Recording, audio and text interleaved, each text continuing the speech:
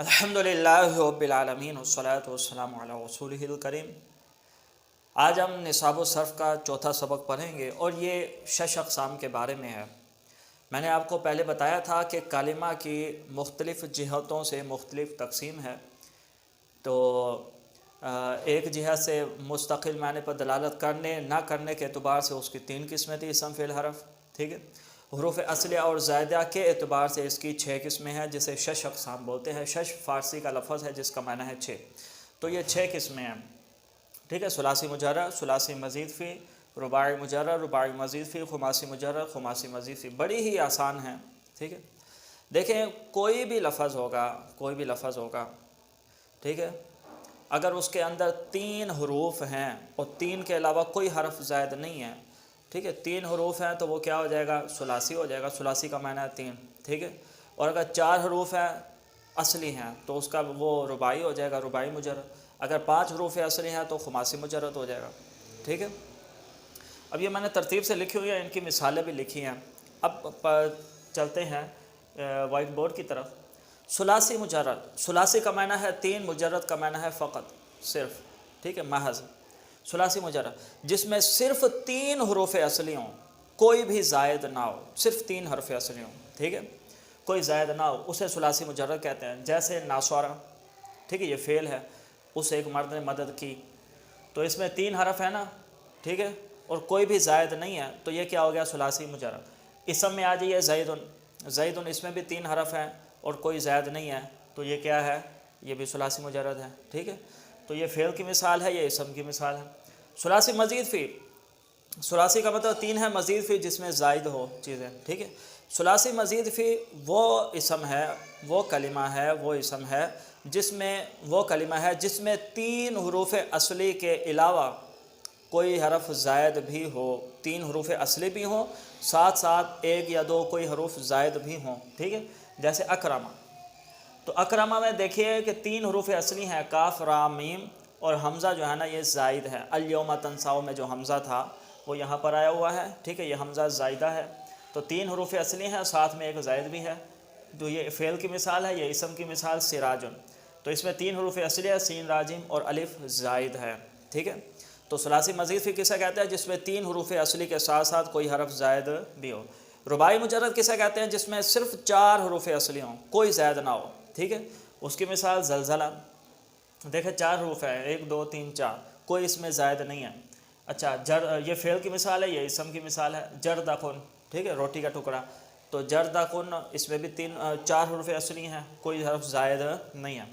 رباعی مزید فی جس میں 4 حروف اصلی ہوں اور ساتھ ساتھ کوئی زائد بھی ہو، جیسے تدحرج، اس میں تا زائدہ ہے، الیوم تنسا میں تا ہے نا، تو تا زائدہ ہے، باقی دحرجہ یہ حروف اصلی ہیں اس کے 4، ٹھیک ہے، یہ فعل کی مثال ہے اور یہ اسم کی مثال ہے۔ سمسارن، ٹھیک ہے، سمسارن دلال کو کہتے ہیں، تو یہ دیکھ لیجئے اس میں 1 2 3 4 اصلی ہیں، اور جو الف ہے وہ الیوم تنساؤ میں جو الف ہے وہ زائدہ ہے اس میں۔ خماسی مجرد، خماسی 5 کو کہتے ہیں جس میں صرف 5 حروف ہو، کوئی زائد نہ ہو، ٹھیک ہے۔ تو جہ مارش نے اس کی مثال لکھی ہے، یہ اسم ہے، ٹھیک ہے، جیم ہا میم را شین، 5 حروف اصلی ہیں، کوئی زائد نہیں ہے۔ یہاں فعل کی مثال اس لیے نہیں لکھی کیونکہ خماسی کے فعل ہوتے ہی نہیں ہیں، فعل صرف اور صرف رباعی مجرد اور رباعی مزید فی تک ہوتے ہیں۔ خماسی مجرد اور خماسی مزید فی میں اسم آتے ہیں، افعال نہیں آتے۔ خماسی مزید فی جس میں 5 حروف اصلی ہوں اور ساتھ ساتھ کوئی ایک زائد بھی ہو، ٹھیک ہے، جیسے خندریسن، تو اس میں آپ کو اندازہ لگانا ہے کہ زائد حرف کون سا ہے؟ خا، نون، دال، را، یا، سین، کون سا حرف زائد ہے؟ یا ہے، الیوم میں یا ہے نا، تو یہ یا زائدہ ہے۔ تو یہ آپ جیسے جیسے صرف پڑھتے جائیں گے نا آپ کو بڑی اچھی طرح آ جائے گا، آپ بس ابھی جتنا فی الحال آپ کو سمجھایا جائے اتنا یاد رکھیں، ٹھیک ہے۔ یہ ہیں جی 6 اقسام، اسے 6 اقسام بولتے ہیں۔ خلاصہ یہ ہے جس میں 3 حروف اصلی ہو، کوئی زائد نہ ہو، ثلاثی مجرد ہے۔ اگر 3 حروف اصلی کے علاوہ کوئی زائد بھی ہے، ثلاثی مزید فی ہے۔ 4 حروف اصلی ہے، کوئی زائد نہیں ہے، رباعی مجرد ہے۔ 4 حروف اصلی ہو، کوئی زائد بھی ہو، رباعی مزید فی ہے۔ 5 حروف اصلی ہو، کوئی زائد نہ ہو، خماسی مجرد ہے۔ 5 حروف اصلی ہو، کوئی ایک زائد بھی ہو تو وہ خماسی مزید فی ہے۔ بہت ہی آسان ہے، نہایت آسان ہے، ٹھیک ہے۔ اچھا یہ تو ہو گئی قسمیں۔ اب میں آپ کو ایک اور چیز بتاتا ہوں کہ یاد رکھیں کہ جو حروف زائدہ ہوتے ہیں نا، زائدہ حروف زائدہ، وہ معنی کو چینج کرتے ہیں، ٹھیک ہے، حروف زائدہ کیا کرتے ہیں؟ معنی کو چینج کرتے ہیں، ٹھیک ہے۔ جو حرف معنی کو چینج کرے گا اسے حروف زائدہ میں سے شمار کیا جائے گا، اور جو معنی کو چینج نہیں کرے گا تو کسی اور چیز کو چینج کرے گا تو ایسی صورت میں اسے حروف زائدہ نہیں کہہ سکتے۔ یہ میری تحقیق ہے، ٹھیک ہے۔ یہ میں نے اس لیے آپ کو بتایا، مثال کے طور پہ داربا ہے نا، داربا، اس میں کتنے حروف ہیں؟ 3، تو یہ ثلاثی مجرد ہوا۔ جو ابتدائی طالب علم ہے وہ ان کے ذہن میں یہ سوال آتا ہے جب ہم اس کی مضارع بناتے ہیں، ٹھیک ہے، یا ضریبو، تو اس میں 3 حرف نہیں ہے، اس میں 4 آ جاتے ہیں، ٹھیک ہے نا۔ تو دیکھیں یا دعاد رابا، تو وہ سمجھتے ہیں یہ ثلاثی مزید فی ہے کیونکہ اس میں 3 حروف اصلی ہیں دعاد رابا اور یا زائدہ ہے، ٹھیک ہے نا۔ یہ سوال ہے نا۔ اچھا مزید آئیے، مضارع کو نہ ماضی کو ہی لے لیجئے، داربا ہے نا، داربا کی گردان کریں، داربا، داربا، ٹھیک ہے، تثنیہ کا صیغہ داربا۔ اب وہ کہتے ہیں اس میں 3 حروف اصلی ہیں اور 1 زائد بھی ہے، ٹھیک ہے، تو اس کا مطلب یہ ثلاثی مزید فی ہوا کیونکہ 1 حرف زائد ہے۔ یہ سوالات آتے ہیں نا ذہن میں۔ اسی طرح داربو آ جائیے، داربو 3 حروف اصلی ہیں اور دیکھیں واو آ رہا ہے تو اس کا مطلب یہ ثلاثی مزید فی ہوا، ٹھیک ہے نا۔ تو یہ ان کے ذہن میں سوال آتا ہے۔ اب میں اس کا سوال کا جواب دینے لگا ہوں، تو وہ جواب کیا ہے یہ دیکھیے، یہ ہے داربا، ٹھیک ہے، یہ ہے یا ضریبو،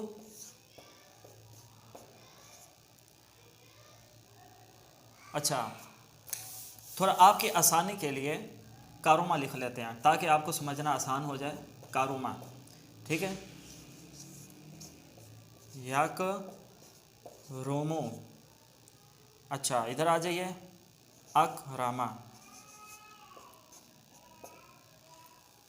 3 چیزیں میں نے لکھی، ٹھیک ہے۔ اچھا ایک اور چیز لکھ لیتا ہوں،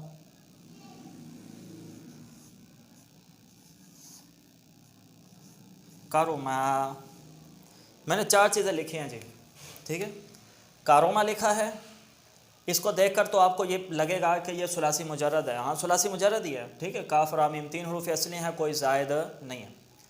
یکرمو، ابتدائی طالب علم کہتے ہیں یار اس میں 1 حرف زائد آ رہا ہے اور یہ الیوم تنساؤ میں بھی یا آتا ہے، تو یہ ثلاثی مزید فی ہوا، 3 حروف اصلی ہیں، 1 زائد ہے۔